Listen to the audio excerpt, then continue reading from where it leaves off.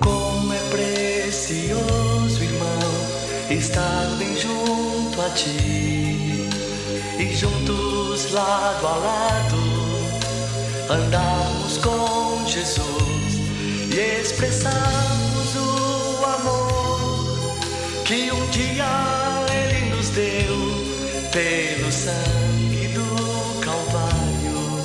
Sua vida trouxe a nós a aliança do Senhor. Eu tenho com você, não existem mais barreiras em meu ser. Eu sou livre pra te amar, pra te aceitar e para te pedir, perdoa-me, irmã. Eu sou com você no amor do nosso Pai. Somos no amor de Jesus. Eu sou com você no amor do nosso Pai. Somos no amor de Jesus.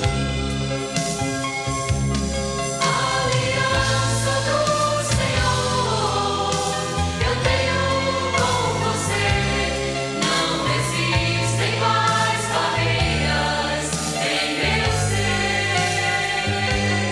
Eu sou livre pra te amar, pra te aceitar e para te pedir, perdoa-me, irmã.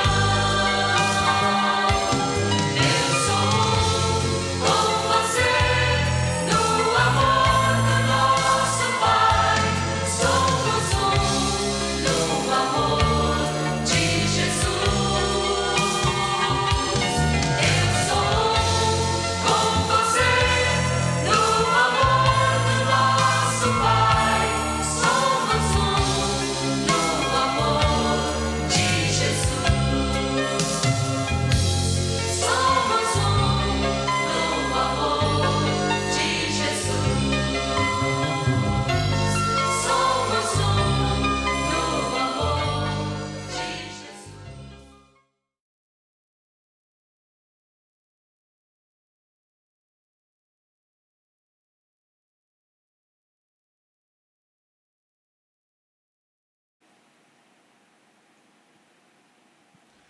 Olá, queridos irmãos e amigos, Deus abençoe vocês, sejam bem-vindos a este canal da Igreja Missionária Evangélica Maranata, no Rio de Janeiro.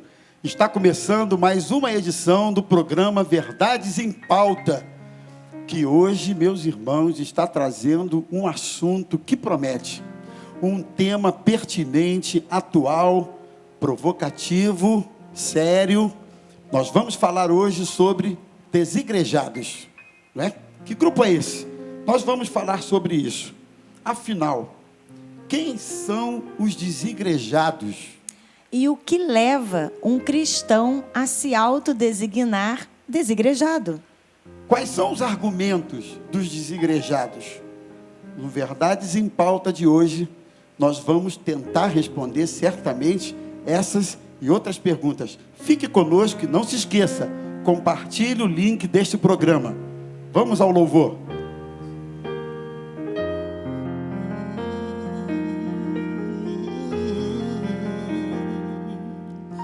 Eu sei que foi pago um alto preço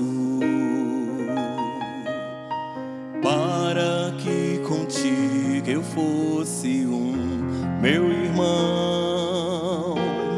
Quando Jesus derramou sua vida, Ele pensava em ti, Ele pensava em mim, pensava em nós.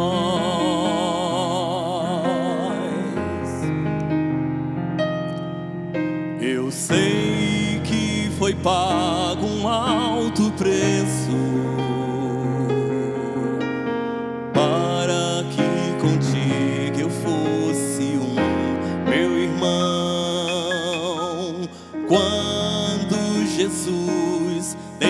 derramou sua vida. Ele pensava em ti, ele pensava em mim, pensava em nós e nos via por teu sangue redimido, lutando o bom combate do Senhor, lado a lado trabalhando, sua igreja edificando e mantendo as barreiras pelo amor. E na força do Espírito Santo nós proclamamos aqui que pagaremos um preço de sermos um só coração no Senhor. E por mais que as trevas militem e nos tentem separar, os nossos olhos em Cristo, unidos iremos andar.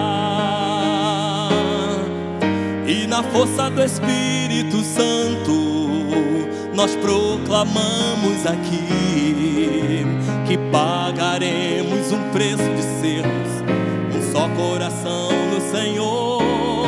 E por mais que as trevas militem e nos tentem separar, os nossos olhos em Cristo, unidos iremos andar. Unidos iremos andar. A aliança do Senhor eu tenho com você. Não existem mais barreiras em meu ser. Eu sou livre pra te amar, pra te aceitar e para te pedir, perdoa meu irmão. Eu sou um com você no amor do nosso Pai. Somos um no amor de Jesus.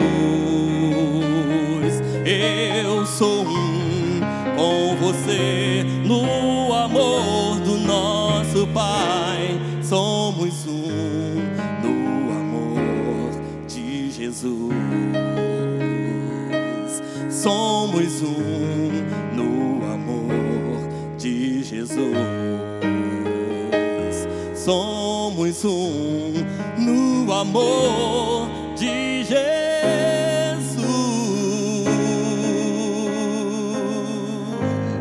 Graças a Deus, que canção abençoada. Deus abençoe os nossos irmãos Elias, Almir. Eu me chamo Rômulo, eu sou pastor da Igreja Missionária Evangélica Maranata, atualmente no Meia, e é um prazer estar com vocês aqui no Verdades em Pauta de hoje. Talvez você esteja perguntando assim, mas cadê o pastor Ari? Calma, ele não está com a gente hoje, mas semana que vem, né, Raquel? Com certeza o pastor Ari deve estar com a gente. Mas eu não estou sozinho não, gente. Nós estamos com um time hoje bacana, abençoado. 2 queridos pastores que são assim especialistas no assunto que nós vamos tratar hoje. Pastor Idauro, querido pastor Idauro de Oliveira Campos Júnior. Ele é pastor da Igreja Congregacional, diretor acadêmico do Seminário Teológico Congregacional de Niterói, Rio de Janeiro, e autor do livro Desigrejados, Teoria, História e Contradições do Niilismo Eclesiásticos, pela BV Books. E também está conosco o nosso querido pastor Assir, pastor da nossa igreja Maranata do Recreio. Ele é doutor em teologia pela PUC-Rio, com especialização em ciências da religião. E também é secretário regional da Sociedade Bíblica do Brasil e pastor da Maranata do Recreio. Gente, eu tive que anotar o currículo de vocês, porque fala sério, hein? Turma de gabarito Mas alto teve que nível. fazer um resumo, né, pastor? Esse é o resumo do resumo, né? É um resumo. Mas olha só, gente, está com a gente também a menina de sempre. E não menos importante, muito pelo contrário, nossa querida pastora e psicóloga Raquel Alexandrina. Por favor, pastora. Amém. Estamos aqui. E o texto bíblico para este programa está na Carta aos Hebreus, capítulo 10, verso 25. Não deixemos de reunir-nos como igreja, segundo o costume de alguns, mas encorajemo-nos uns aos outros ainda mais quando vocês veem que se aproxima o dia. Vamos orar? Senhor, nós louvamos o Teu nome por esta oportunidade, onde estamos reunidos para discutirmos um assunto tão relevante para os nossos dias. Nós Te louvamos pela presença dos nossos convidados e Te pedimos, se faz presente em nosso meio, de maneira que as dúvidas que surgirem sobre este assunto sejam elas dirimidas, ó Pai, e que o Teu Espírito Santo nos dê toda a direção. Mais uma vez Te louvamos em nome de Jesus. Amém. Bem, sobre este assunto, é importante dizer que o número de desigrejados vem crescendo assim, com uma certa velocidade em nossa sociedade. Não é um fenômeno apenas da igreja brasileira ou do contexto brasileiro, é um fenômeno que também ocorre na Europa, né, nos Estados Unidos, e nós temos, então, visto pessoas que uma vez estiveram dentro do contexto, né, institucional, mas que por algum motivo desistiram de congregar por decepções com suas lideranças ou mesmo por ser um crítico, né, da instituição. Então, pensando sobre isso, e os números são altos, né, estima-se aí que por volta de 10 milhões de pessoas, né, desigrejaram aí nos últimos 10 anos, né, pastor? Nos últimos 10 anos. E é isso, então, que nós vamos já começar, né, pastor Rômulo? Sim, vamos às perguntas. Falando, então, né? Vamos lá. Afinal de contas, pergunta número 1. Quem são os desigrejados? Que grupo é esse? O que a gente pode definir inicialmente aí para o nosso ouvinte, para o pessoal que está acompanhando a gente? Pastor Hidalgo. Antes de tudo, boa tarde, um prazer imenso estar com vocês aqui para poder conversar sobre esse tema, um tema extremamente relevante e contemporâneo para o contexto da igreja brasileira, haja vista, como a pastora mencionou, quase 10 milhões ou talvez até mais de 10 milhões de evangélicos nessa situação. Vale a pena, inclusive, mencionar que o IBGE, que atualiza os dados do censo religioso a cada 10 anos, o último foi em 2010, atualizaria agora essa informação, mas deixou para ano que vem, por causa da pandemia. Então, em 2021, todo o olhar nosso vai estar sobre, para poder a gente ter, por parte do IBGE, a confirmação desse número que é impressionante, mais de 10 milhões de evangélicos nessa situação. É importante, de imediato, a gente estabelecer uma diferença entre desigrejados e desviados. Sempre fazem essa confusão, né? Sempre fazem essa confusão. A pergunta, afinal de contas, os desigrejados são os velhos desviados de sempre, com o mesmo nome ou não? Na verdade, são grupos bem diferentes. O desigrejado é aquele que rompeu com a instituição, mas ele se assume ainda como um cristão que não pertence a uma igreja institucional, mas ele mantém aquilo que nós poderíamos dizer, mantém a sua piedade cristã, mantém a conduta cristã, leitura da Bíblia regular, reunião em casa, suas orações. Então, a piedade cristã, ele afirma manter. O desviado, não. O desviado é aquele que rompeu, né, com a instituição, mas também rompeu com a conduta cristã. Ele não tem mais nenhum compromisso com o coração, com a afirmação da fé, né? Esse é o desviado. E o desigrejado, ele diz, não, meu problema não é com Deus, meu problema não é com a oração, meu problema não é com a Bíblia, meu problema é com a instituição. Então, esse é o desigrejado. E, no decorrer do programa, a gente vai tentar descrever aqui as razões pelas quais temos só no Brasil quase 10 milhões, nos Estados Unidos quase 30 milhões de evangélicos estão nessa situação. E tentar entender as causas disso será a proposta aqui. Muito bem, que bom estar aqui com vocês, que Deus abençoe a todos, que Deus abençoe aos nossos ouvintes. Prazer estar, pastor Idauro, é uma honra estar aqui falando ao seu lado sobre esse tema tão importante. Falar ao lado dele, inclusive, é um grande desafio, né? Uma grande referência no assunto. Mas vamos lá, gente. É difícil definir rapidamente, objetivamente, quem são eles, justamente porque é uma complexidade, né? O movimento, como característico desse tempo que nós vivemos, ele também é fragmentado. Mas tem uma forma que eu também consigo identificá-los, que é o que eles expressam de contrariedade em relação à igreja institucional que o pastor Idauro estava falando. Então, além de se ausentarem, eles também criticam a existência do templo. E até eles usam uma expressão que não são desigrejados, alguns estão usando, mas destemplado, né? Que eles não concordam com o templo. E se acham igreja, né? Então, é contra a instituição, é contra o templo, também são contra a liderança da igreja. Então, para eles, pastor, bispo, diácono, qualquer nível de liderança da igreja não deveria existir, a igreja deveria ser diferente, deveria haver um compartilhamento de ministérios, mas não com títulos eclesiásticos como nós temos dentro de uma igreja institucional. E um quarto aspecto, que eu acho que é o que motiva normalmente, é a contribuição. Eles são contra o dízimo, contra a oferta, e que isso não deveria existir. Então, eu vejo também, pastor, que esses 4 aspectos são possíveis para identificá-los. Se você quer saber se alguém é desigrejado, um desses 4 aspectos ele deve defender, se não os 4, pelo menos. Agora, eu acredito que eles devem ter dificuldades com os sacramentos da igreja, né? Não sei se vocês querem falar um pouquinho sobre isso, questão de batismo, Santa Ceia, que são coisas que envolvem a comunhão, a coletividade, a igreja, no sentido mais específico da palavra. Por favor, pastor. Sim, os chamados sacramentos, os meios de graça, né? Batismo, ceia, que são os 2 principais, embora na teologia você possa encontrar outros também, como a adoração, a própria comunhão, porque Deus visita a igreja quando ela se reúne para a adoração. Então, é um meio de graça, né? Deus dispensa a sua graça sobre a igreja reunida. E interessante que não é a primeira vez na história que aparece um grupo que vai, inclusive, rejeitar os sacramentos, como... porque na teologia, o que é um sacramento? Ele é uma graça visível, né? Olha, ele é um expediente visível de uma graça invisível. Esse é o sacramento, né?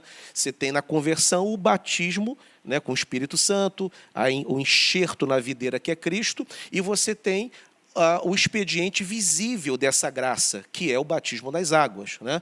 Você tem a comunhão mística com Cristo, e você tem o expediente visível desse sacramento, que é a celebração da ceia, né? Quando você participa do pão e do vinho também. Na história da igreja, os Quakers, na Inglaterra, eles tinham problemas com os sacramentos. Eles eram um grupo, inclusive no livro Desigrejados que eu escrevi, eu coloco os Quakers como um dos grupos de desigrejados que surgiram na história, e eles tinham problemas com toda forma de institucionalização da fé, e inclusive com a prática, com a celebração dos sacramentos, né? Então, os desigrejados hoje, eles se distanciam da igreja. Agora, curiosamente, em alguns casos, nessas celebrações, o batismo, por exemplo, de um amigo, eles até comparecem, né? Mas fica apenas nisso. A participação regular na igreja, eles rejeitam pela razão, inclusive, que o pastor assim mencionou, esse distanciamento do templo que eles querem, né?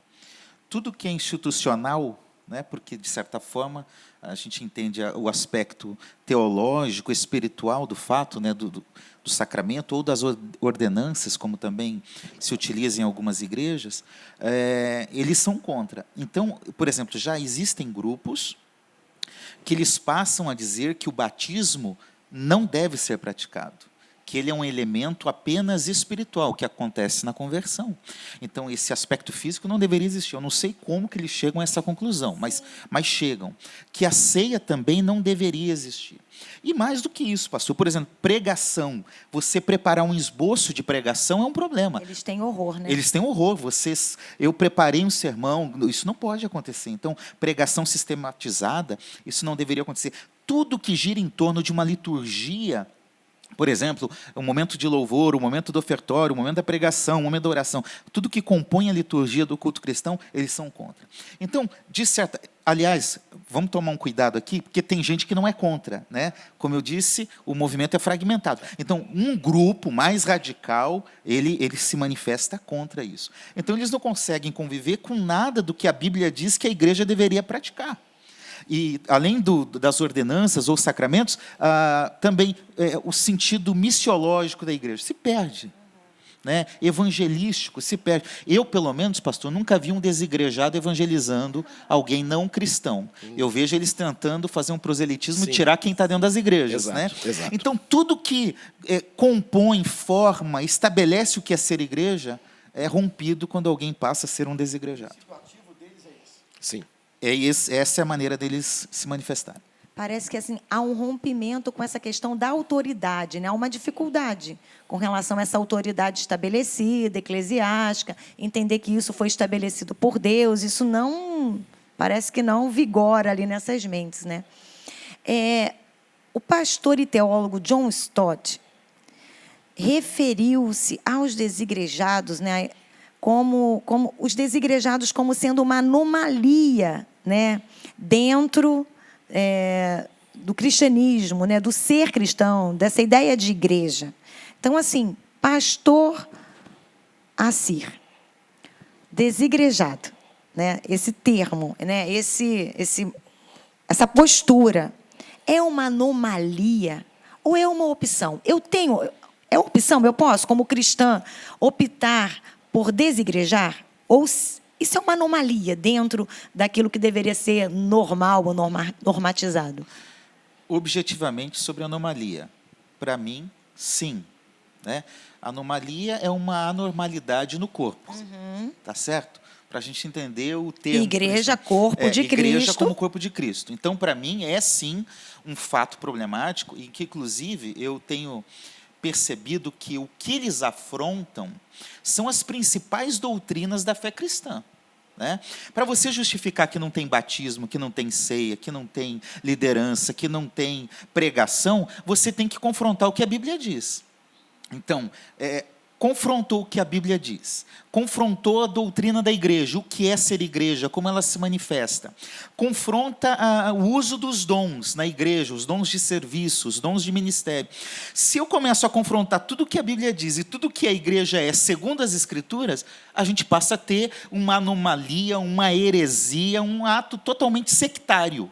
Né? Eu acho que a gente já está no momento de começar a defini-los realmente como um movimento herético e sectário que rompeu com a igreja, que não tem nada a ver com a igreja. Então, para mim, concordo com John Stott, é uma anomalia. Pastor Idauro, concorda com John Stott? Concordo, até porque é muito difícil você discordar de John Stott. É sábio não discordar. É sábio não discordar dele. Mas sim, até porque o próprio John Stott, ele dizia que o ser humano ele tem uma carência por sentido, significado e pertencimento. Né? E quando nós nos convertemos, né, na experiência da conversão, o Espírito Santo passa a fazer morada na vida desse crente convertido, né, quando ele é regenerado. E o Deus, portanto, que habita em nós é um Deus trino, Pai, Filho e Espírito Santo. Deus ama relacionamento. O Pai se relaciona com o Filho se relaciona com o Pai, ambos se relacionam com o Espírito e o Espírito se relaciona com ambos. Né? Antes de Deus criar o mundo, criar o ser humano, ele era adorado por anjos, tinha, portanto, relacionamento com os anjos que permanentemente o adoravam. Quando cria Adão e Eva, na viração do dia, Gênesis capítulo 1, Deus vai conversar, né, com Adão na viração do dia, conforme o texto bíblico ali aponta. Então, o ser humano, feito à imagem e semelhança de Deus, tem carência relacional. Tem sede por sociabilidade. Então, um crente, né, que passa pela experiência da conversão, que afirma amar a Jesus, que é o cabeça da igreja, mas ele não quer participar do corpo, ele só quer a cabeça, mas não o corpo. E aí eu resgato aqui a imagem do saudoso bispo Robson Cavalcante, da igreja anglicana, que ele dizia o seguinte: tem muito desigrejado que se comporta como aquela mãozinha da família Adams, né, que anda desgarrada, né, independente do corpo. Né? Tem muito crente que quer ser assim. Né? A Bíblia diz que nós estamos ligados uns aos outros pelo auxílio de todas as juntas. O corpo de Cristo não está esquartejado, o corpo de Cristo está ligado. Então, é sim uma anomalia qualquer tentativa de rompimento com a igreja de Cristo e querer fazer parte de alguma maneira dela. Né? É interessante que a própria concepção de corpo dá uma ideia de membros interdependentes, né? Sim. Não faz sentido. É interessante que um membro fora do corpo, ele precisa ser registrado e sepultado. Não sei se vocês sabem Sim, disso. sim. Mas quando um membro é amputado do corpo, você não joga esse membro, desculpe a expressão, numa vala qualquer e pronto, e descarta ele, não. Você tem que registrar a amputação daquele membro num cartório e sepultá-lo. Eu já vi isso. Né? Então, interessante, porque uma das figuras que a Bíblia utiliza para dar a ideia da igreja é exatamente a figura do corpo. Sim. E aí, dentro dessa ideia de figura de corpo, é inconcebível um membro fora dele. Não faz sentido, não tem função, não tem vida. Então, é muito interessante. É no ajuntamento, né, no ajuntamento do povo de Deus, onde a diversidade carismática acontece.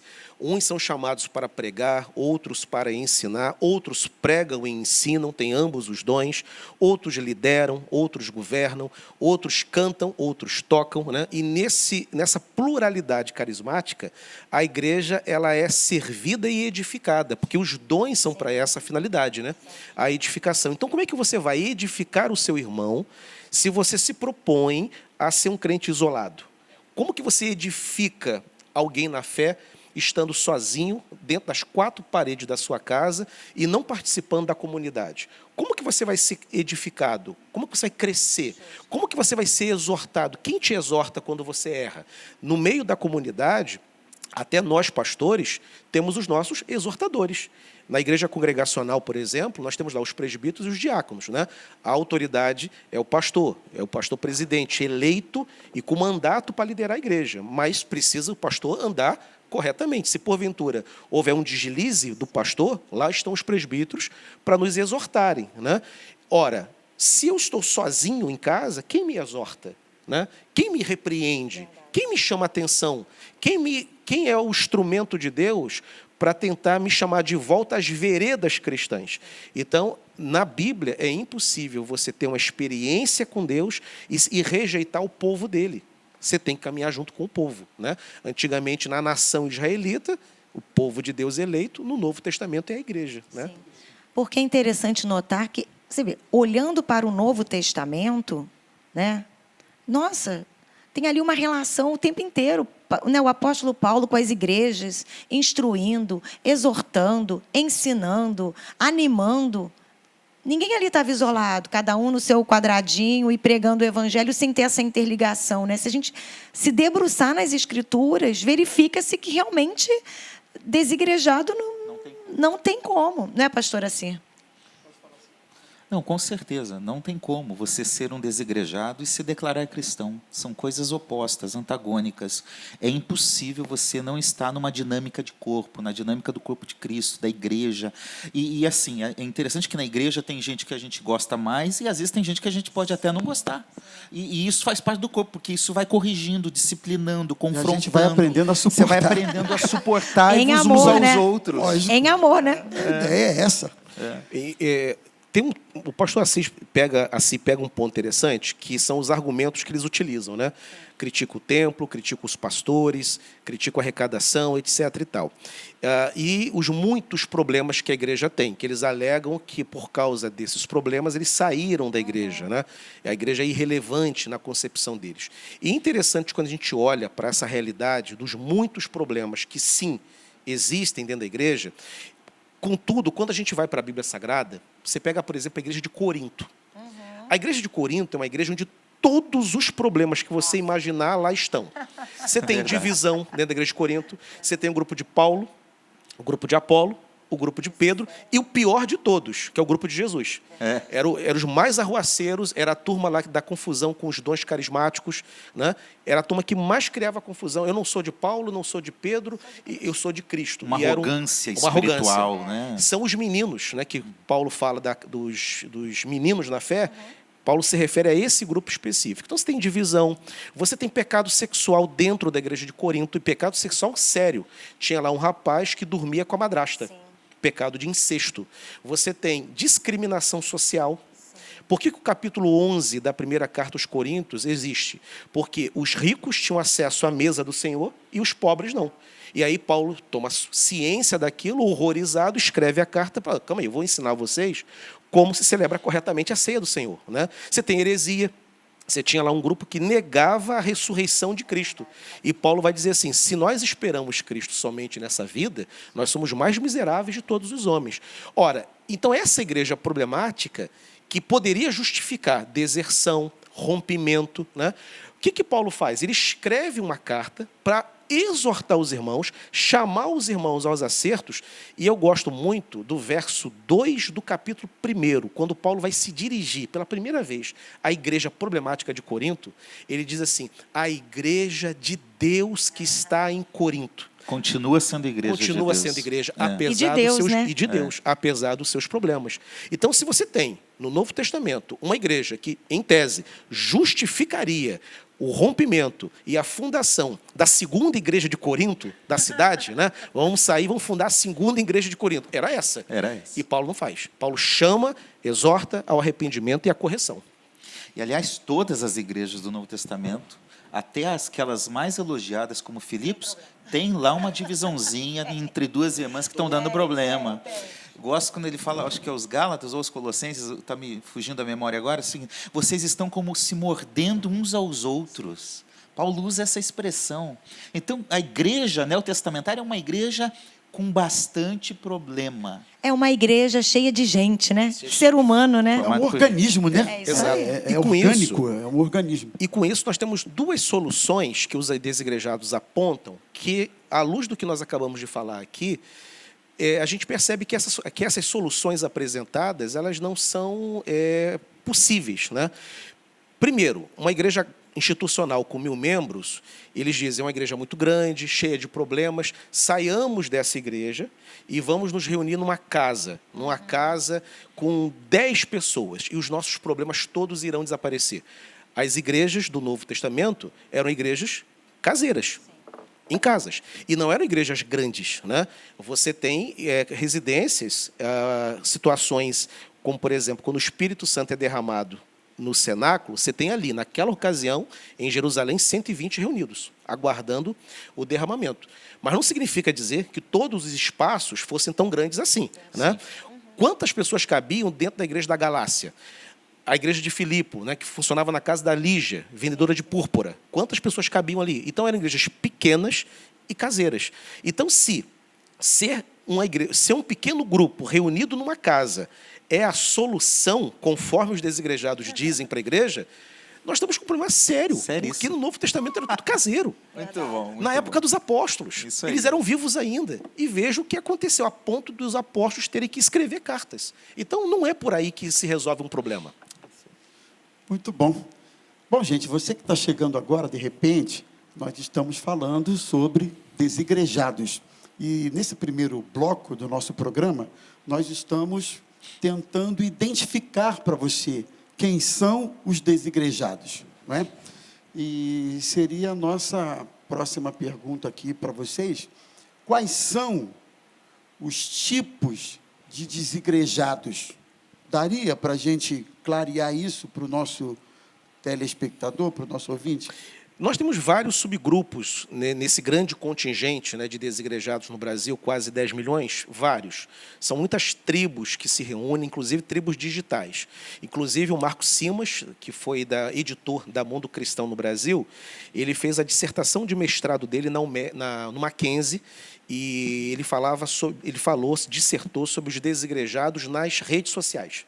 É um trabalho muito bom e recente do Marco Simas. Agora, apesar dos vários grupos que existem, 2 são os grupos principais. São aquilo que eu chamo no livro de desigrejados decepcionados e o outro grupo, os decepcionados críticos, né? Os desigrejados decepcionados são aqueles que se decepcionaram ou com a liderança da igreja, pastor, bispo, a igreja que tinha apóstolo, pastora, diácono, presbítero, todo aquele que ocupou um cargo de liderança e que ele achou que ele foi usado, né? Inclusive tem um livro da Marília, né? Marília Camargo, que é maravilhoso, Feridos em Nome de Deus. Ela cria no Brasil a expressão abuso espiritual e no livro ela menciona isso, de pastores que abusaram espiritualmente de suas ovelhas, né? E ela vai discorrer diversos casos ali. Esse livro é muito interessante, publicado pela Mundo Cristão. A outra forma de decepção é uma decepção não personal, mas uma decepção com a teologia da igreja, especialmente teologia da prosperidade. Venha para a igreja, você vai ficar rico, todas as enfermidades da tua família serão curadas, o teu filho vai sair das drogas, o teu marido vai voltar, você vai chegar a ser o gerente da tua empresa, e com o passar do tempo esse discurso não funcionou. Então eles se decepcionaram com isso. Então esse é o desigrejado decepcionado. E o outro grupo, o segundo grande grupo, é o decepcionado crítico, crítico do sistema, né? Crítico do modus operandi da igreja. E aí entra a questão que o pastor Assi levantou. Eles criticam o quê, afinal de contas? São críticos do quê? Críticos do templo, críticos dos pastores, críticos da liturgia e críticos também da arrecadação dizimal. Então, são os 2 grupos.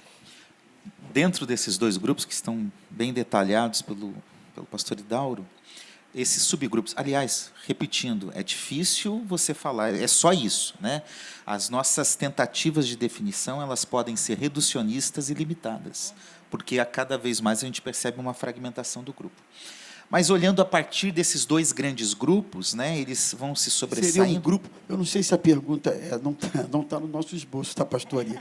Mas eu não sei se existem grupos matriz ou matrizes a partir dos quais outros surgem. Eu acho que os 2 eles se relacionam. Normalmente um crítico, ele foi ferido em algum momento. Tá? Então, eu acho que o aspecto do decepcionado, do ferido, é o que impulsiona. Mas, com isso, eles vão se desdobrando de diferentes formas. Então, tem aquele que pode ser crítico, ou ferido, ou decepcionado, e ele fica, depois, totalmente sem vínculo nenhum com a igreja, ele não quer se reunir com ninguém, ele exerce a sua piedade, como o pastor falou, em casa, sozinho, na individualidade. Tem um segundo, que é o usuário com alguma distância. Sim. Então, por exemplo, ele admira um certo pregador, um certo grupo, um logos da vida. Vamos lá. Então, quem não? Até eles. Então, veio cantar aqui, veio pregar aqui, eu vou lá e vou participar. Um terceiro é aquele que substituiu o templo, a denominação, a instituição, e passou a se reunir em espaço alternativo. Pode ser dentro da casa dele, pode ser num restaurante, num barzinho, tomando um café, ou quando é café, né? Enfim, com pessoas próximas, ou às vezes uma reunião limitada à família. Uns desses dizem assim, a igreja é a minha família. Então ele se limita ali. O quarto é esse virtual, que está na moda hoje, né? Tem muito guru desigrejado por aí, né? Falando para esse povo. Por mais que eles rejeitem os pastores, a liderança, eles criaram as suas próprias lideranças e que eu prefiro chamar de guru do movimento. E assim, eu também vejo, pastor, que tem os insatisfeitos, mas que estão dentro das nossas igrejas. Sim, sim. Que também é um desigrejado. Ele está ali, mas ele critica o pastor, ele critica a construção do templo. Ele é contra o dízimo. De como o dízimo vai ser direcionado. Então tem um desigrejado que está manifestando alguns sintomas aí que devem ser cuidados, né? Então tem desigrejado dentro da igreja. Tem. E assim, todos eles criticam, por exemplo, o fato das denominações. Né? Para eles são contra. E sem entender, até sem fazer uma análise histórica, sociológica do fenômeno, que é fantástica. Eu li 2 obras quando eu estava fazendo a minha pesquisa do doutorado, que eu gostei muito, do Antônio Gouveia Mendonça, né? E do Duncan Rayleigh, que os dois falam da chegada do protestantismo no Brasil. Para fazer isso, eles remetem a como o protestantismo chegou é por uma influência direta das missões norte-americanas, que eram denominacionais. Então ele destaca, por exemplo, aliás, virou moda criticar a denominação, que denominação é mal, que isso é um fato prejudicial da igreja, o que não é. E não deveria ser, né? Não estou dizendo, não é uma defesa cega que não tenha problema, né? Que realmente às vezes tem exclusivismo de um ou de outro. Mas quando você busca a origem do surgimento das denominações, você percebe alguns aspectos importantes. Primeiro, ela surge como uma adesão voluntária a uma igreja, em detrimento de algo anterior, que você nasceu no Estado inglês, você pertencia à igreja anglicana. Não tinha escolha, você era. Né? Era a cristandade. Nasceu ali, ou era católico, ou era protestante, acabou. As denominações falam, não, a adesão tem que ser voluntária, tem que ser por conversão, tem que ser por querer, tem que ser espontânea. Segundo, você unifica propósitos e intenções. Então você começa, por exemplo, o presbiterianismo, a forma de governo, que são por presbíteros, o congregacional, a administração da igreja e a assembleia que decide, que vota. O batista, não batizamos crianças, ele só batismo de adultos. Então há uma identificação com um aspecto que cria o nome, que traz essa designação. Então, se eu, por exemplo, tinha problema com o batismo infantil, eu passo a participar de um grupo que não tem isso. Ou seja, é um propósito, intenção que traz essa sensação de pertencimento, pessoas que estão pensando a mesma fé comigo, estão compartilhando. Isso também é um aspecto positivo. Terceiro, a identidade, a aliança. Você faz aliança com quem você quer. Eu casei com a Tânia, eu fiz uma aliança com a Tânia. Sentimento de pertença, sim, né, pastor? Isso. O caráter instrumental que os autores dizem, que é o seguinte, você passa a evangelizar. As igrejas, o protestantismo de migração, por exemplo, eles não evangelizaram no Brasil. Né? A igreja anglicana, a igreja luterana, eles não tinham essa preocupação, eles queriam atender aqueles que migraram para cá. As denominações têm um caráter diferente, elas têm um caráter de evangelização, de enviar missionários, e por isso, metodistas, congregacionais, presbiterianos e batistas mandaram missionários para o Brasil que foram evangelizando, distribuindo Bíblia pelo nosso país, e com isso nós somos fruto desse aspecto denominacional, até os desigrejados, queiram ou não. E o quarto aspecto que eles trabalham é o caráter unitivo, né? Ou seja, o fato de termos denominações diferentes, maranata e congregacional, não quer dizer que nós somos inimigos. Nós temos um propósito igual de evangelizar, de anunciar o reino. Algumas diferenças elas são possíveis, mas essas diferenças não são só hoje. Paulo e Barnabé tiveram que se separar para cumprir ministérios distintos. Né? Quando fala dos dons em em 1 Coríntios 12, 4, ele diz assim, olha, há uma diversidade de serviço, mas Deus é o mesmo. Há uma diversidade de se operar, de se realizar e manifestar os dons, mas o Senhor continua sendo o mesmo. Então, tudo o que eles apresentam, quando você olha biblicamente, historicamente, não tem base. Né? Há uma fraqueza muito significativa nisso. Eu acho que o senhor até já respondeu um pouco a pergunta que eu vou fazer, mas aí, didaticamente, pastor Idauro, arruma para a gente. Né? Ela está solta aí em tudo que já foi dito. Corrija o que eu falei de errado, não, por você favor. falou tudo muito bem. É só para, didaticamente, a gente fechar aqui esse primeiro bloco, né, pastor Rômulo? Então, assim, é um grupo que não é homogêneo, né? Ele está disperso, pulverizado assim na sociedade, vamos dizer assim. E eles se alimentam espiritualmente. De que maneira, pastor? Porque são cristãos, né? Está lá a palavra. Eles se reúnem? Como é que é isso? Porque se reuniu já é uma mini igreja, né? Alguém lidera. É como o pastor assim mencionou. Você vai ter, nesses grupos variados, comportamentos diferentes. Exatamente como ele descreveu. Você vai ter desigrejado que aceita algum pertencimento esporádico. A igreja fez aniversário, vai um pregador que ele admira comparecer em determinado evento, aí ele vai. Tem aquele que se reúne na sua casa. com outros desigrejados, o que é bastante curioso. Uma mini igreja.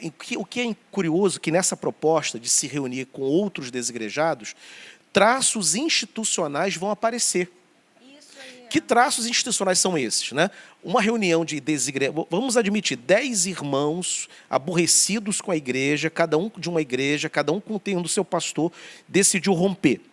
E como eles entendem que, de alguma maneira, precisam se alimentar, precisam orar uns pelos outros, tem que ter algum tipo de encontro, eles vão fazer a seguinte proposta. Ó, vamos nos reunir na segunda-feira, na casa da pastora, né, às 19 horas. Olha, 3 traços diretos já apareceram. Já está tudo errado, porque está competindo com entre elas, hein, gente? Já tem o dia, segunda-feira, tem um horário 19 horas, né? E tem a residência, né?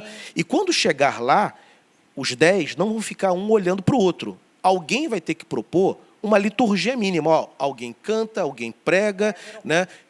Olha a liturgia, não vão chamar de liturgia, porque há uma rejeição didática a tudo que é institucional. Mas é liturgia, é a ordem de culto, né? Tem até oferta, tem um asilo ali, vamos levantar. Olha a oferta aparecendo aí, para um asilo, mas é oferta. É verdade. E detalhe, na prática, o último traço institucional termina também aparecendo, que é, quando começa o movimento, né? Eu lembro de um que surgiu lá perto da região de Teresópolis, que eu acompanhei de perto. Logo no início, a proposta era a seguinte: não, aqui não tem pastor, não tem dono de Bíblia, todo mundo aqui prega, todo mundo aqui vai falar. Maravilhoso, ok, lindo. Mas, na medida que o tempo vai passando, daquele grupo, geralmente o que tem mais habilidade na exposição da palavra termina, na prática, liderando o grupo. Porque todo mundo quer ouvi-lo. Ele é mais didático, ele é mais claro, ele tem uma teologia mais precisa, ele interpreta mais corretamente o texto, é edificante ouvi-lo, ele termina tendo mais espaço que os outros. E, com o passar do tempo, ele vai ser o pastor do grupo. Não vão chamá-lo de pastor, vão chamar de tutor, de mentor, do nome que quiser. Mas é o pastor.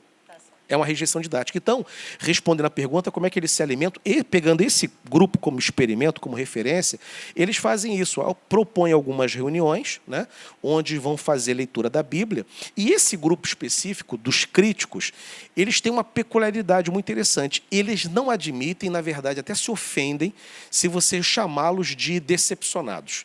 Eles dizem assim: olha, não me queira me enquadrar nesse grupo de ressentidos, não. Eu não sou coitadinho, eu não sou ressentido. Ao contrário, eu sou amigo do pastor. Se eu quiser ir lá tomar um café com ele, eu vou lá tomar. Eu saí porque li a Bíblia, olha só, li a Bíblia, li alguns livros e cheguei à conclusão que essa igreja que existe nada tem a ver com o Novo Testamento.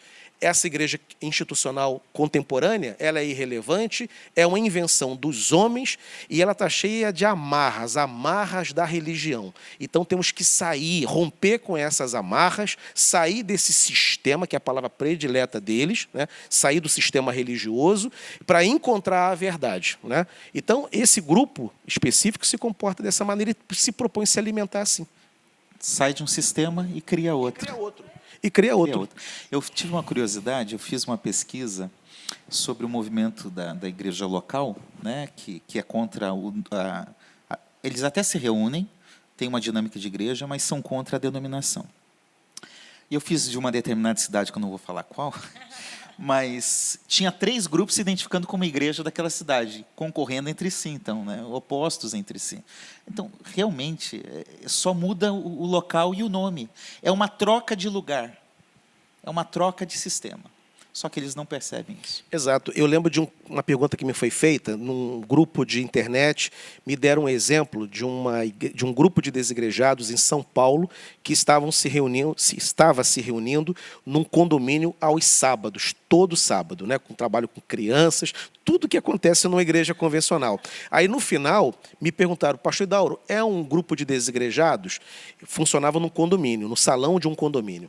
E eu falei: não, é uma igreja sem nome, só isso. É uma igreja que não tem nome, mas é uma igreja, né? E não tem nada de desigrejados aí. Então, é muito difícil. E detalhe, a história ainda está devendo a gente um grupo de desigrejados que tenha permanecido ad eterno dessa maneira. A tendência são 2, as tendências. Uma, ou esse grupo se institucionaliza, ou então ele é pulverizado, ele desaparece na história. O movimento dos irmãos que o senhor comenta é um Institucionalizado. exemplo claro, né? Institucionalizado. Bom, gente, nós tratamos aqui no primeiro bloco essa concepção de desigrejados. Quem são, algumas características, como se alimentam. Agora, no segundo bloco, nós vamos falar um pouquinho, pelo menos a próxima pergunta aqui, sobre a igreja. A igreja, como nós conhecemos, não é? E a pergunta é a seguinte aqui para os nossos dois pastores. Em tempos de tanto relativismo, expressões espirituais e ações místicas, o que se entende por igreja considerando os princípios das Escrituras? O que se entende por igreja? Vamos falar um pouquinho, né? Ressaltando a importância, enfim. Pastores, pastor Assir, pode ser? Pode. Apesar do termo igreja só estar presente no Novo Testamento, a gente tem que voltar ao Antigo Testamento. Porque a ideia da igreja, ela tem que ser entendida como a ideia de um povo escolhido por Deus. Então, teologicamente e biblicamente, a gente sabe, Deus escolheu um povo para cumprir uma missão, cumprir um propósito, né? Fato é que lá, quando que esse povo surge no Antigo Testamento? Objetivamente, a gente poderia determinar em Êxodo, quando o povo sai do Egito e uma nação é constituída. Inclusive, ali no capítulo 12 de Êxodo, no versículo 3, é a congregação dos filhos de Israel. Veja, Deus não chama só de povo, Ele chama, é uma congregação. E congregação ali é povo reunido, ali o termo é edá, que é ajuntamento, congregar, estar junto. Então, é Deus que tira um povo do Egito, transforma esse povo em uma congregação dos filhos de Israel. Outro termo que vai aparecer no Antigo Testamento é carral, que também é quando há uma reunião para um propósito litúrgico, principalmente, de leitura da lei. Deus vai falar, Deuteronômio capítulo 4, capítulo 6, então ali é uma reunião. Então, a gente entende que, no Antigo Testamento, povo de Deus é aquele que se reúne em torno daquilo que Deus tem a manifestar para o seu povo. Fato é que são coisas semelhantes que Atos capítulo 7, se não me engano, versículo 38, quando fala da congregação que se reuniu no deserto, atribuindo a Moisés, usa o termo eclésia, que é utilizado no grego do Novo Testamento. Então, quando a gente chega no Novo Testamento, a gente tem a ideia, a igreja fundada por Jesus, e uma ideia eclésia, no grego, que é assembleia reunida, ajuntamento. Há um grande equívoco que eu já ouvi tantas vezes. Eclésia é chamados para fora. E aí as pessoas acham que chamados para fora é sair de dentro do templo para ir evangelizar. A evangelização faz parte da missão da igreja, né? Mas não é chamado para fora de casa para um lugar público de reunião. É uma assembleia reunida. Então, Bíblia, eu vou falar aqui etimologicamente, depois o senhor entra nos outros aspectos aí. Etimologicamente falando, eclésia é uma assembleia reunida com um propósito específico que foi determinado por Deus. Então, tanto no Antigo Testamento quanto no Novo Testamento, igreja é povo de Deus reunido e não distante. Pastor, já citado aqui o John Stott, vamos citá-lo de novo, né, pela segunda vez, ele comentando o texto de Atos, né, o texto de Atos, especialmente o verso 42 do capítulo 2. Tem ali uma síntese maravilhosa proposta pelo John Stott, que para mim define essa questão da igreja, né? Ele diz o seguinte, pegando o texto de Lucas, né, a igreja perseverava na doutrina dos apóstolos, na comunhão, no partir do pão e nas orações. Como que o John Stott comenta isso? Ele diz o seguinte, que tem uma tríade básica ali, de que nenhuma igreja verdadeira pode abrir mão. Primeiro, você tem pregação, doutrina, teologia, doutrina dos apóstolos. Você tem comunhão, olha aí, koinonia, né? E partir do pão e orações, o John Stott diz que são aspectos da adoração. Então, o que não pode faltar na igreja?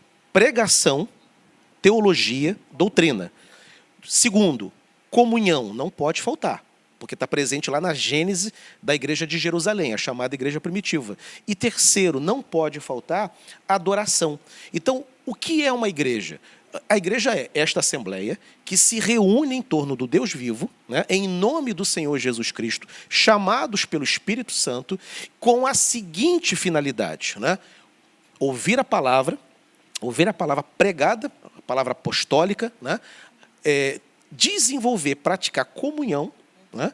E, em terceiro lugar, adorar a Deus. Né? Adorar a Deus, onde, no texto de Atos, está manifesta essa adoração por meio das orações e da celebração da ceia. Então, qualquer igreja bíblica, né? Mudei de endereço, quero saber se há uma igreja séria e bíblica na minha região. Esses 3 elementos terão que estar presentes. Uma boa teologia, uma boa pregação bíblica, sólida, ancorada nas Escrituras, comunhão, sociabilidade, relacionamento, né?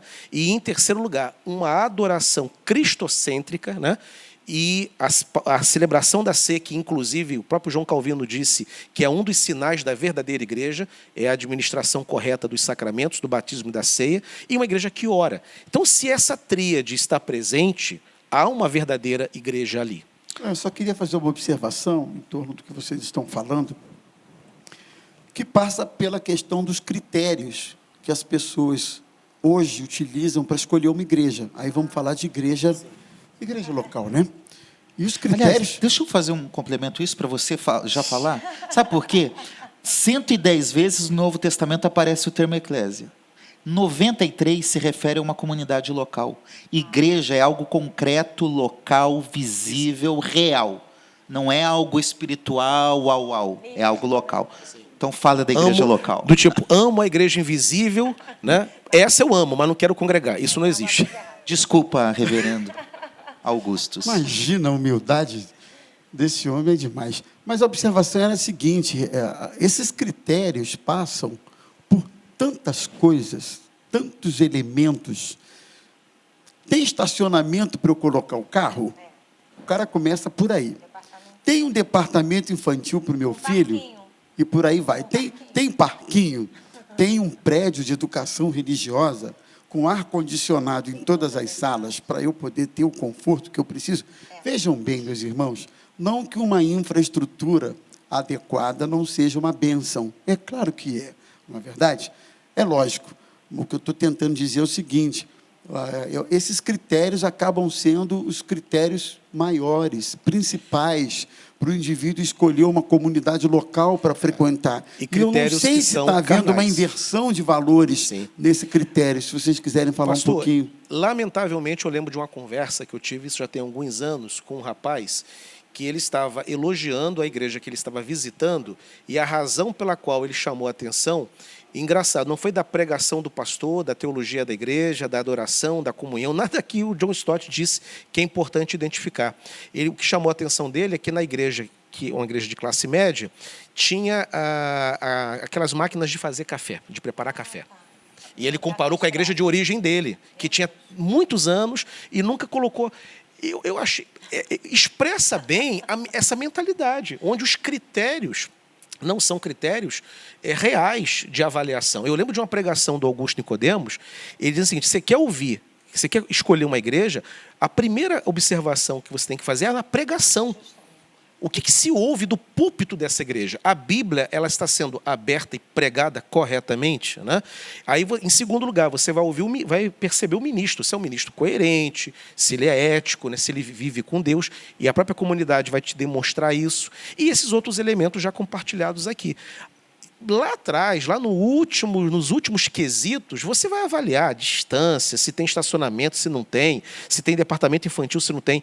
Agora, primeiramente, se esses outros elementos que a própria Bíblia aponta é que precisarão ser observados. É verdade. Eu acho que é o pastor Paulo Brito, nosso presidente, que diz o seguinte, não procure uma igreja mais próximo da sua casa. Igreja não é supermercado. Procure uma igreja mais próxima da Bíblia. Essa frase dele é fantástica. Então, a pregação é fundamental. Se a igreja é centrada nas Escrituras, é cristocêntrica. E, aliás, eu gosto de um aspecto da teologia luterana que ele diz assim, não é só pregação, o culto todo é uma pregação.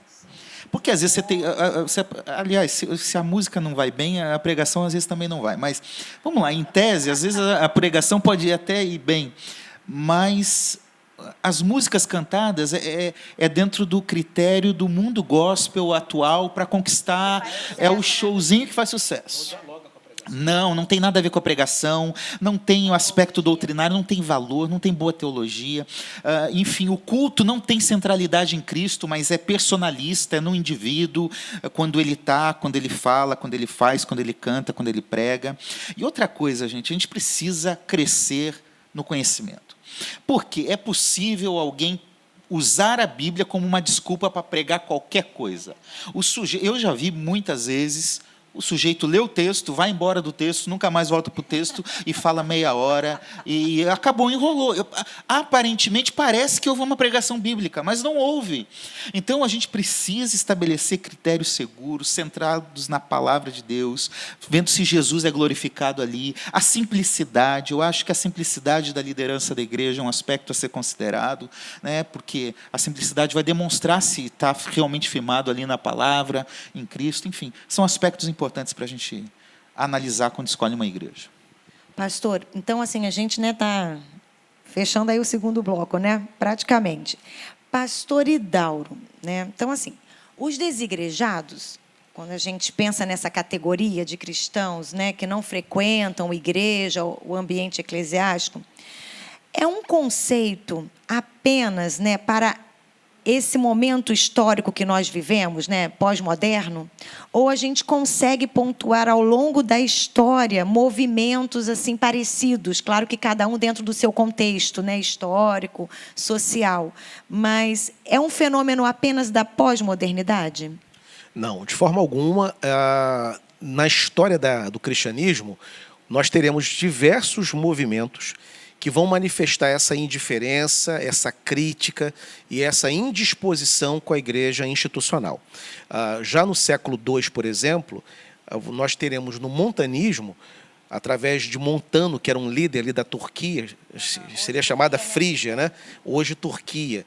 Ele tem uma proposta muito crítica, arisca e arredia com a chamada igreja institucional, que era liderada pelos bispos, né? E propunha uma deserção, saiam daí e venham para cá. Criou um movimento chamado movimento montanista. Os pais do deserto, século II, século III, também desenvolveram essas críticas. O nome já diz, né? Eram padres, pastores, líderes religiosos, que diziam que a igreja estava corrompida pela aproximação com o poder imperial, e saiamos dessa igreja e vamos para os bosques, as florestas, no caso Europa, ou para os desertos do norte da África, os pais do deserto. Na Idade Média, diversos movimentos, já citei aqui os Quakes, os darbistas, da qual sairá o movimento dos irmãos. E no caso dos darbistas é muito interessante, porque John Nelson Darby, que era o líder do movimento, ele é um cidadão do século XIX, ele chegava a dizer que denominações, tão bem trabalhada aqui na resposta do pastor Assi, na concepção do John Nelson Darby, denominações eram expressões demoníacas, era a obra do demônio, denominações, né? Os darbistas. Então, assim, em diversos momentos da história, grupos antagônicos que tinham uma proposta restauracionista, e vamos voltar a ser a igreja do Novo Testamento, bíblica, sem templo, sem liderança, sem liturgia. Encontremos a verdadeira igreja pura. Isso várias vezes se manifestou na história da igreja. Ela até podia não ter templo, mas liderança com certeza, né? Sim. Ela estava reunida em casas, mas tinha uma liderança. Sim. Né? Mas a casa não é o lugar que foi... Não há uma teologia da casa. Sim, sem dúvida. É histórico. A casa é uma consequência da perseguição na sinagoga. Sim. Você pode ver Tiago 2,2 diz assim, quando vocês se reúnem na sinagoga, então, havia um costume de ir para a sinagoga. Atos, o começo, é claro, eles estavam nas casas e no templo. Você vai até capítulo 6, há uma dinâmica, aliás, um pouquinho mais à frente, uma dinâmica com o templo. Então, eles saem do templo e das sinagogas quando começa a perseguição. E aí vão para as casas. Mas não é só na casa. A escola de Tirano foi um lugar de pregação, de reunião. O próprio Paulo fez isso. Então não tem uma teologia de que tem que ser em casa e que o templo não presta, é maléfico. Não existe isso. Mas é porque faz-se uma ligação com a questão realmente do império, né? Constantino, os templos gregos, né? Que tem... Mas a gente tem que voltar e ver que tem templo no Antigo Testamento. Justo, sim. Então, essa crítica ao templo é descabida. Não estou dizendo que não tem uma sacralização do templo por alguns e que isso deve ser quebrado, né? O templo, por si só, ele não é místico, ele não é sagrado por encostar aqui. Até porque a concepção de templo no Novo Testamento está muito mais ligado à concepção do ser. Do ser. Né? E aí o termo é exatamente isso. Nós somos templo do Espírito. E é bom a gente fazer um parêntese aqui, por quê? Desde a década de 90, pelo menos, se eu estiver errado, o senhor me corrige aí, que a gente vê um grupo, um movimento, dentro das denominações, das igrejas, que começou a falar, eu também já falei no passado um pouco assim, olha, eu sou igreja, você é igreja. Há verdade e mentira nisso. Porque ninguém é igreja sozinho. Ser templo do Espírito, eu sou morada do Espírito. Mas igreja, eu só sou na relação, na comunhão. Então, por favor, a minha câmera aqui. Por favor, não diga eu sou igreja. Nós somos igreja quando estamos exercitando aquilo que Deus nos chamou para fazer. Nesse momento, a linha do tempo, ela também ajuda, né? Porque você, por exemplo, você tem Atos 2, quando o Espírito Santo é derramado sobre 120. Aí acontece aquele fenômeno das línguas, uns aceitam, outros criticam, rejeitam, né? E aí Pedro se levanta para explicar o evento. Ninguém aqui está bêbado, que foi a acusação que foi feita, né? O que está acontecendo é o cumprimento da profecia de Joel. O Espírito foi derramado. Qual é o resultado da pregação de Pedro? 3.000 homens, fora mulheres e crianças, que não foram contadas ali, homens se converteram. Surge a igreja de Jerusalém. Naquele primeiro momento, essa reunião não tinha como realmente ser no templo, porque imagina, 3.000 cristãos dentro do templo judaico, né? Com conflitos de concepção, inclusive de sacrifício, que foi cumprido em Cristo, mas os judeus continuavam celebrando. Então, quer dizer, você tem ali uma reunião em casa, como o pastor Assir falou, não por uma proposta teológica, mas um acontecimento tão somente histórico, né? E depois, evidentemente, quando as perseguições do império vão surgir, vai se consolidar essa questão da igreja caseira.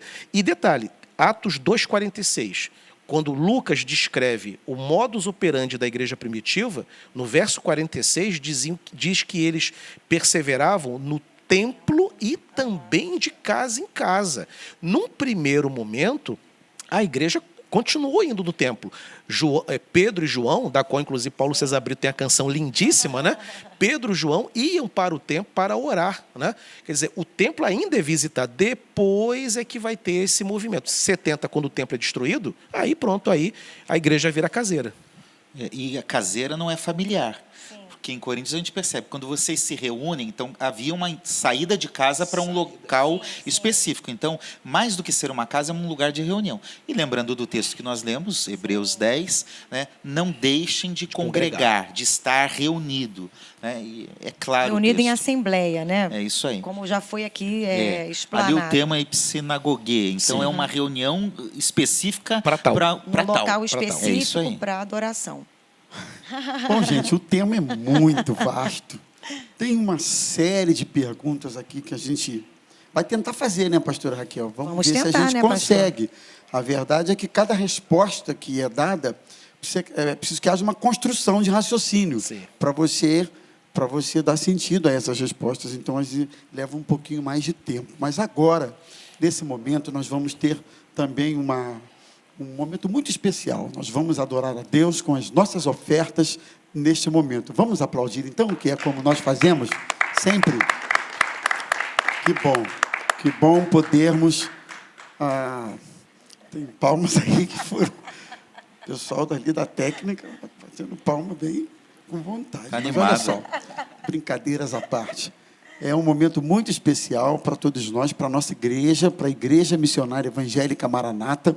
Sempre que anunciamos o ofertório, pastor Idauro, a gente aplaude, que é uma expressão de gratidão, de alegria, como que dizendo que privilégio podermos ofertar na obra de Deus. Então, queremos lembrar a você que a sua ajuda, a sua participação são importantíssimos para a manutenção de tudo isso que é feito aqui, né?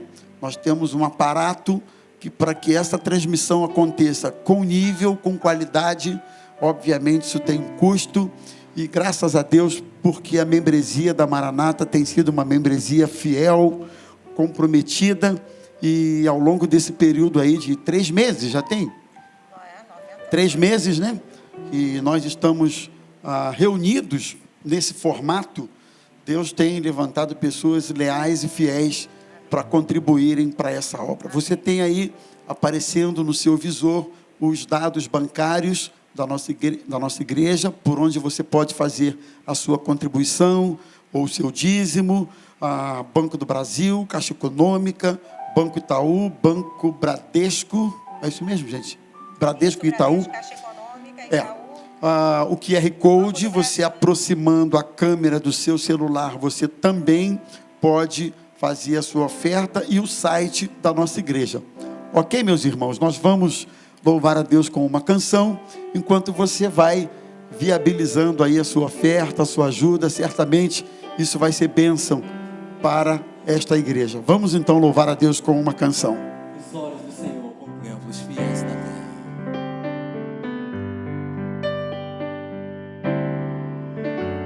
Teus olhos revelam que eu nada posso esconder, que não sou nada sem ti. Ó fiel Senhor, tudo sabes de mim. Quando sondas meu coração, eis que tudo podes ver bem dentro de mim. Leva minha vida a uma só verdade, e quando me sondas, nada posso ocultar. Sei que a tua fidelidade leva minha vida mais além do que eu não posso imaginar.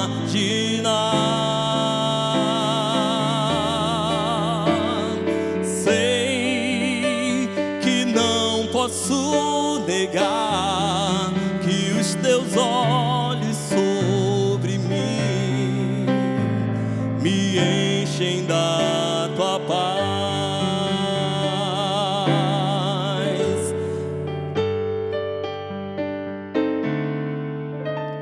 Teus olhos revelam que eu nada posso esconder, que não sou nada sem ti. Ó fiel Senhor, tudo sabes de mim. Quando sondas meu coração, eis que tudo podes ver bem dentro de mim. Leva minha vida a uma só verdade, e quando me sondas, nada posso ocultar. Sei que a tua fidelidade leva minha vida mais além do que eu posso imaginar.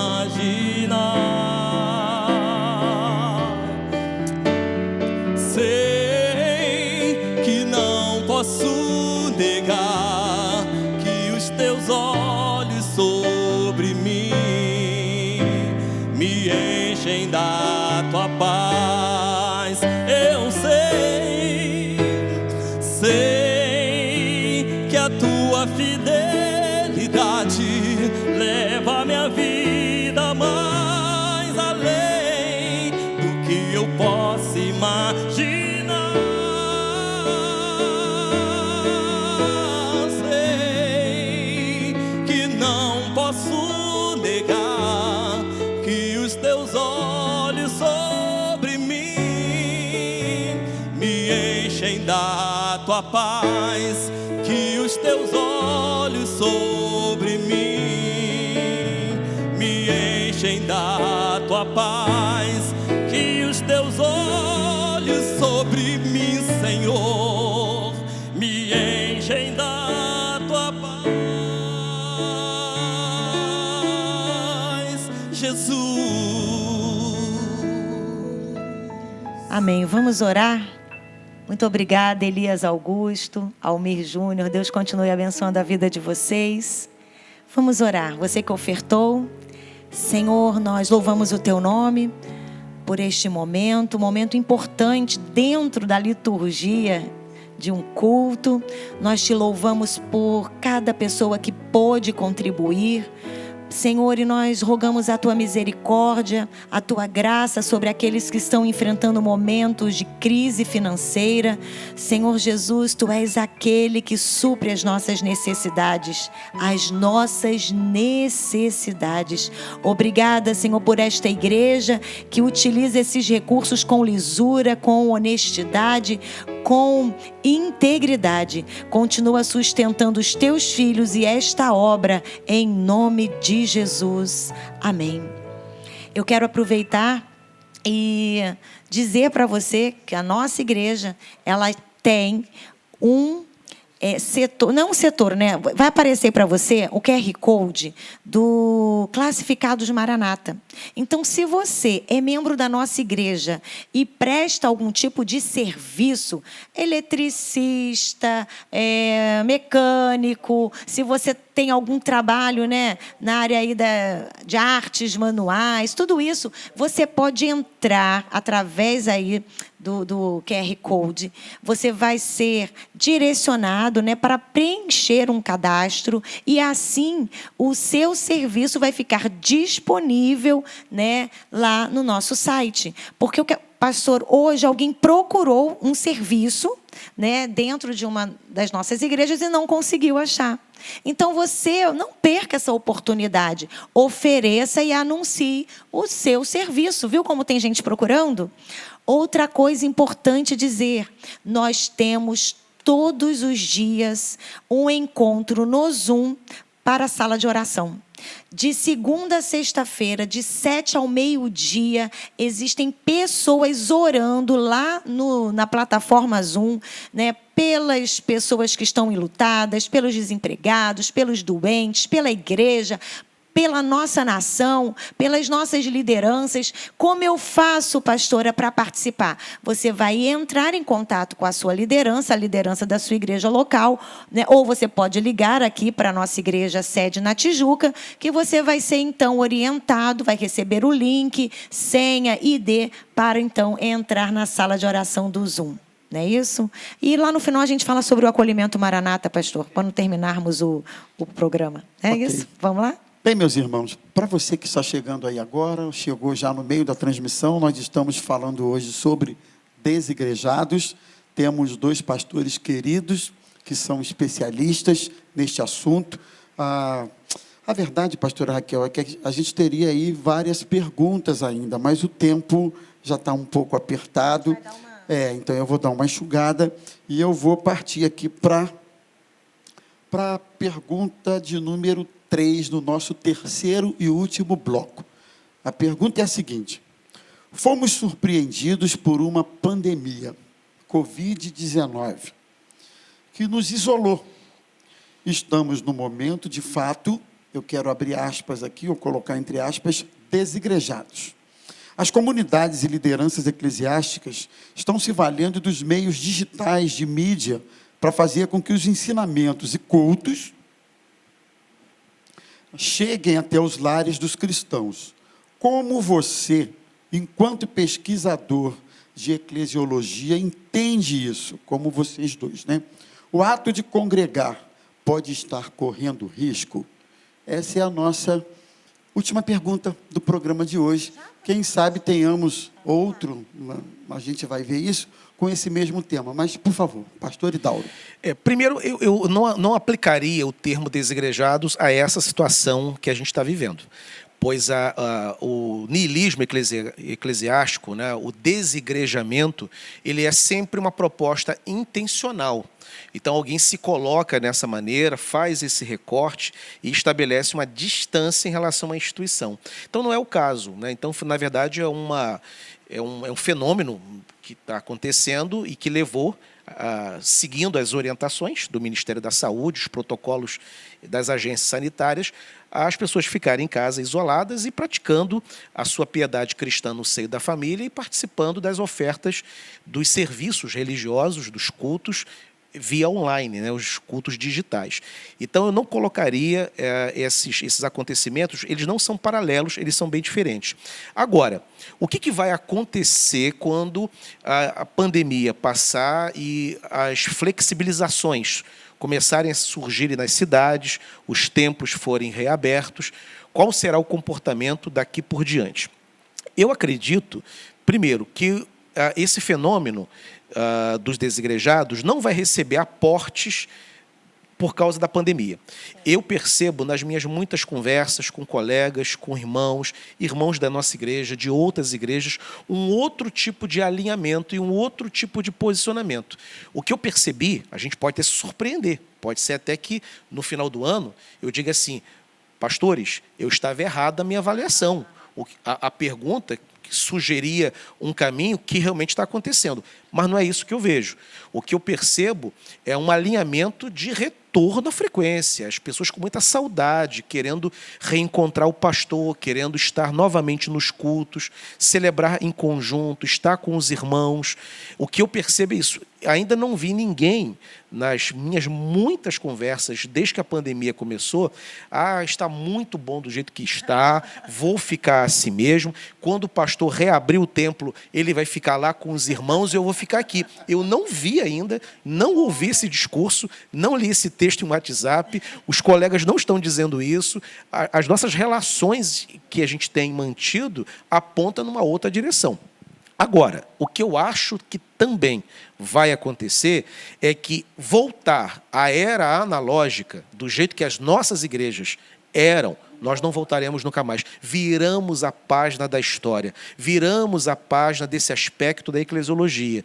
E aí eu quero me colocar, inclusive, num mau exemplo, porque eu era um que tinha muita desconfiança, muita má vontade, não estruturei a minha igreja para isso. Nós temos até lá o culto que é gravado, é colocado no YouTube, não é novo esse canal, já tem lá uns 5 anos, mas a gente não dava muita bola para isso.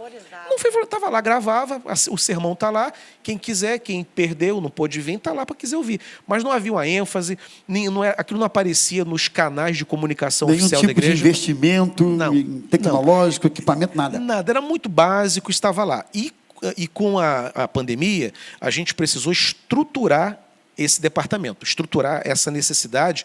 E aí a gente percebeu o seguinte: quantas e quantas ocasiões de irmãos que viajavam, irmãos que estavam de férias, profissionais militares que trabalham com plantão, profissionais de saúde, pessoas que viajavam com suas famílias, época das férias, janeiro e fevereiro, que a igreja dá aquela esvaziada, porque há os passeios em família, né, para curtir as férias escolares, e a gente não oferecia o culto para atender esses irmãos. E a gente percebeu que a gente, na verdade, estava cometendo um erro. Então, eu acho que as igrejas, de maneira geral, vão desenvolver um modelo híbrido.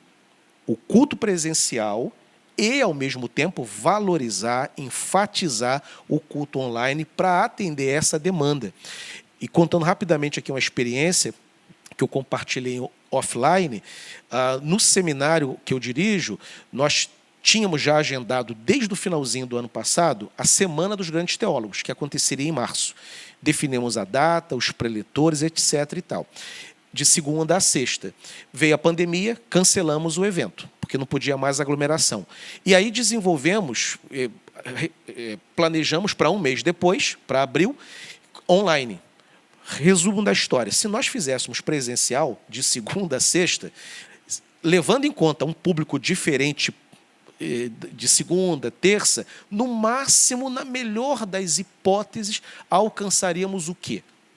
Levando em conta 200 pessoas por dia, no máximo 1.000. Na melhor das hipóteses, dificilmente alcançaremos esse quantitativo. Quando fizemos a oferta das palestras online, alcançamos quase 30.000. Nossa, é muita coisa. Quase 30.000. A palestra de Jonathan Edwards, que eu abri a Semana dos Grandes Teólogos, falando do Jonathan Edwards, eu falei, se eu estivesse no templo onde o seminário funciona, eu falaria para 200 pessoas. Eu falei para 2.600. Então, quer dizer, nos ensinou que é possível alcançar, é possível ir mais longe e que a gente tem que estruturar. E detalhe, do outro lado tem alguém ouvindo. Alguém vai ouvir, alguém vai participar. Então, eu acho que essa é a grande lição que a pandemia deixa. É uma ferramenta que não se pode mais abrir mão. Sim. Né? E nós também somos testemunhas do quanto essa ferramenta foi importante, né? E a gente percebe no chat o quanto os irmãos da Maranata estão felizes, o quanto comentam com a gente, o quanto tem sido enriquecedor termos essa programação.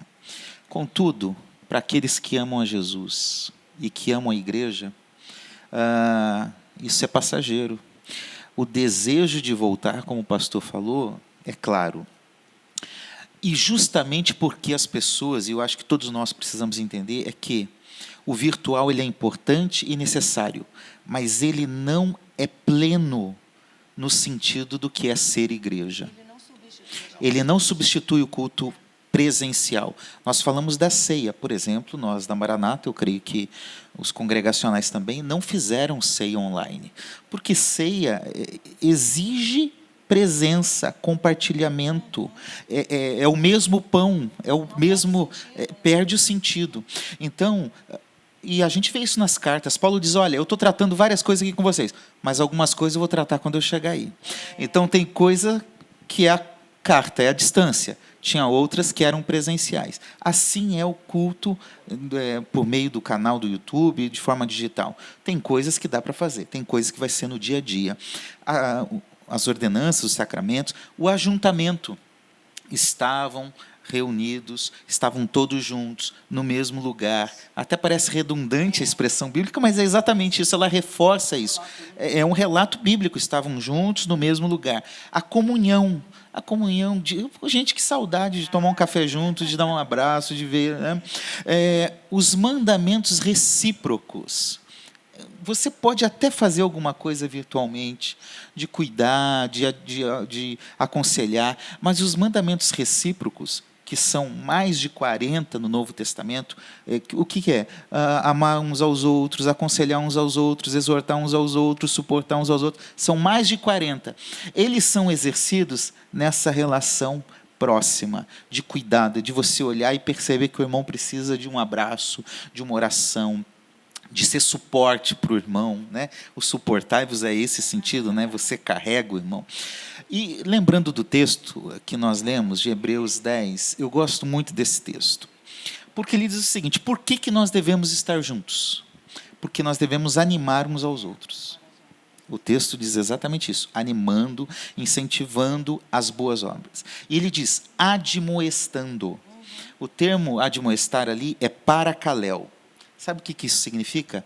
É chamar para estar ao lado. Então, o virtual não funciona muito bem nessa dinâmica aqui. É chamar para estar ao lado, para dar conforto, para exortar, para instruir, para fazer uma diversidade de coisas que a Bíblia nos ensina e que a gente consegue fazer quando está próximo um do outro.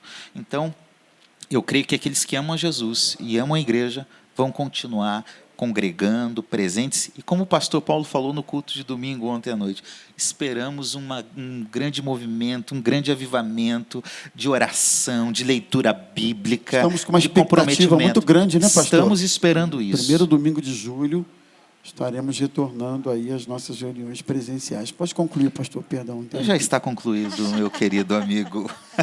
E eu gostaria também de enfatizar, pastor, de destacar, de que nesse período da pandemia algumas coisas muito bonitas chamaram a atenção, né, de maneira geral. Eu vi pastores transformando-se, virando youtuber de uma hora para outra, né? A ring light que fala, né, que é para filha, né, para as filhas brincarem nos seus quartos, viraram, né, a gente tomou posse daquele Fez brinquedo. parte do cenário, do Parte escritório, do quarto. Exatamente. Eu vi pastores lutando, rapaz, um querido amigo pastor, até mencionei ele, 4 filhos lindos, né? 2 inclusive são gêmeos, e tendo que ter aula e ele ao mesmo tempo tendo que gravar o sermão dele, né?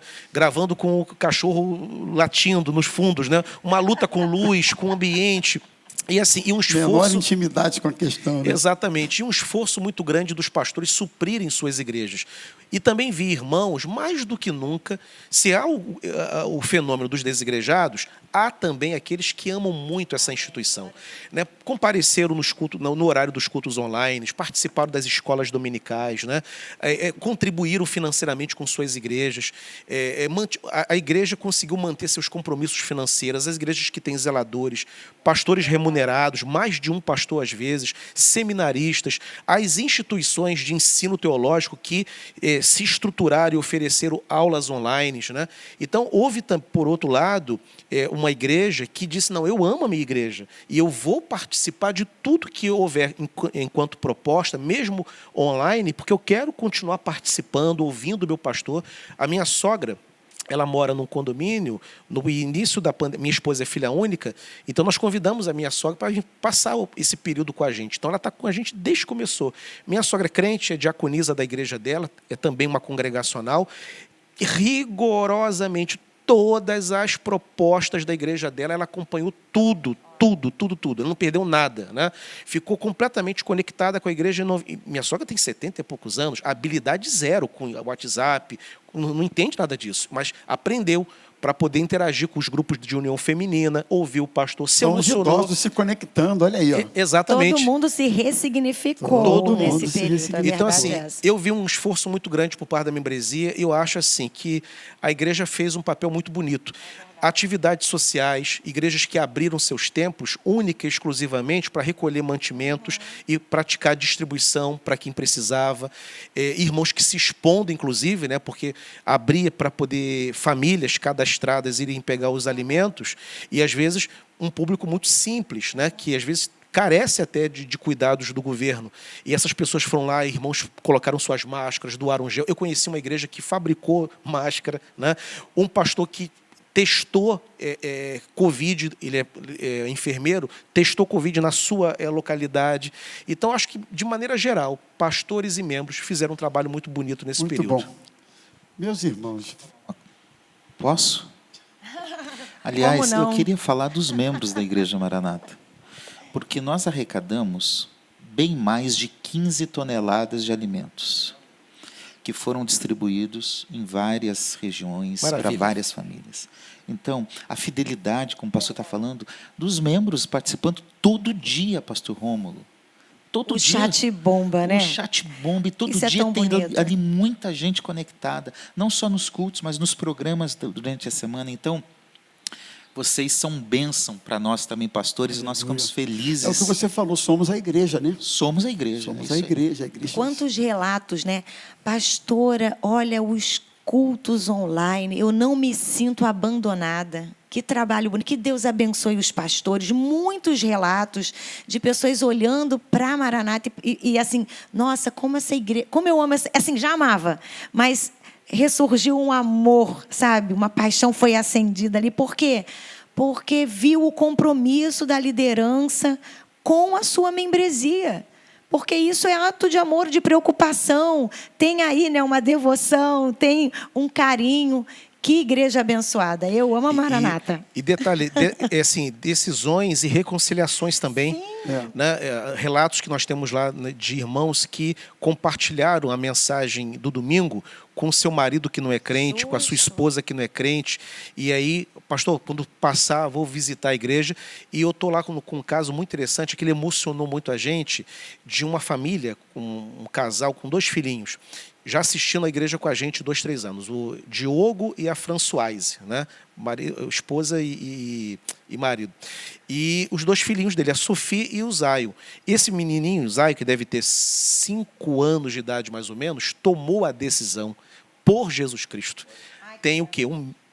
3 semanas num culto online desse. Então, assim, as histórias lindas que as igrejas, nós pastores, saberemos o que foi essa epidemia e o que foi esse recurso que a igreja ofereceu quando tudo isso passar. Os relatos vão vir. Porque Muito a igreja entrou dentro das casas, de verdade, Exatamente. né? Muito bom. Isso é muito Pastora bonito. Raquel, Oi, pastor. agora nós estamos numa missão tão difícil, precisamos terminar esse programa. Verdade. O nosso horário já se esgotou, mas a vontade que dá é, terminando o programa, continuar batendo um papo com esses dois pastores tão queridos, Verdade. tão ricos no assunto que nós tratamos aqui hoje, desigrejados.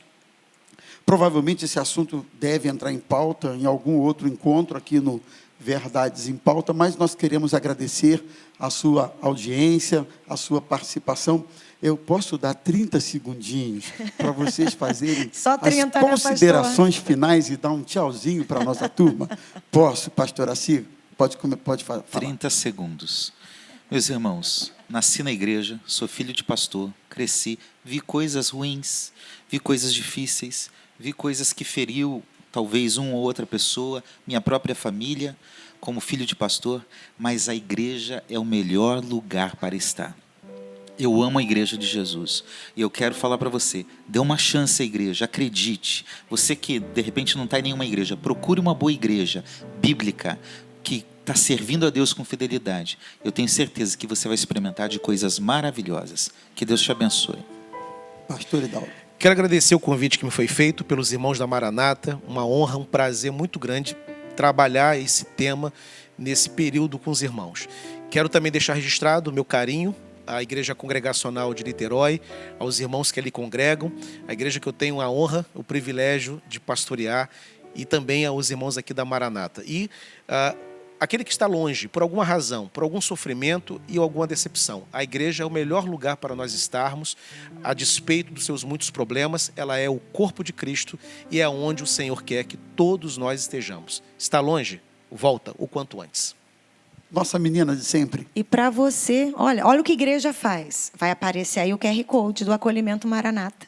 Você está nos assistindo, né? Gostou, falou, nossa, gostei desse assunto. Ou então percebeu, né, através do louvor, alguma coisa movimentou o teu coração, isso é o Espírito Santo, e você quer receber uma oração, você quer ser ouvido. Acolhimento Maranata. Você vai também, né, aproximar a sua câmera aí do QR Code, você vai ser redirecionado para o preenchimento de um formulário e alguém da nossa igreja vai entrar em contato com você, vai orar com você, vai te acolher. Coisa que só a igreja faz. Que coisa linda. A igreja é uma bênção. Muito bom. Bom, gente, também quero agradecer. Deus abençoe vocês. Mais uma vez, em nome da direção da igreja, do programa, agradecer pastor Hidauro, pastor Assir, pessoal do louvor. E vamos orar, finalizando? Vamos orar, agradecendo a Deus. E em seguida a oração, a gente participa do louvor, né? Obrigado, Jesus, por este momento tão precioso, pela bênção de compartilharmos este tema bíblico, essencial à nossa fé e à nossa caminhada contigo. Abençoa os nossos queridos irmãos e ouvintes deste canal, que a tua boa mão possa alcançar a todos e que o sentido de corpo, de igreja, seja muito bem assimilado e praticado por todos nós. É a nossa oração em nome de Jesus. Amém e amém.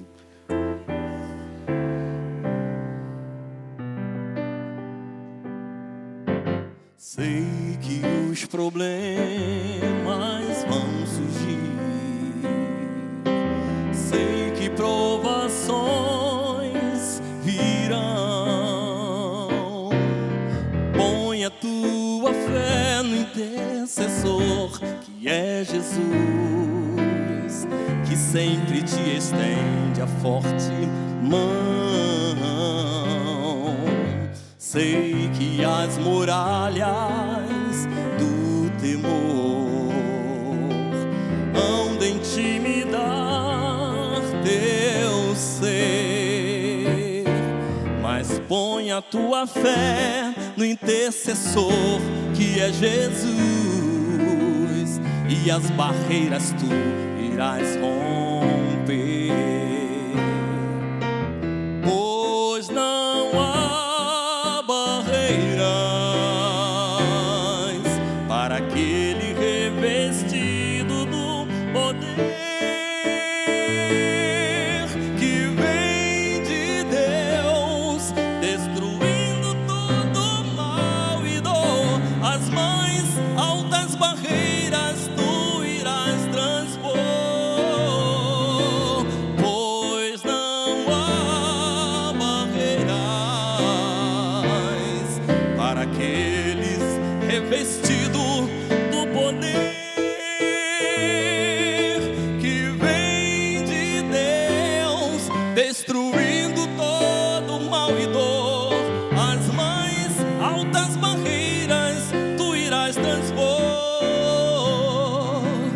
Sei que não há nada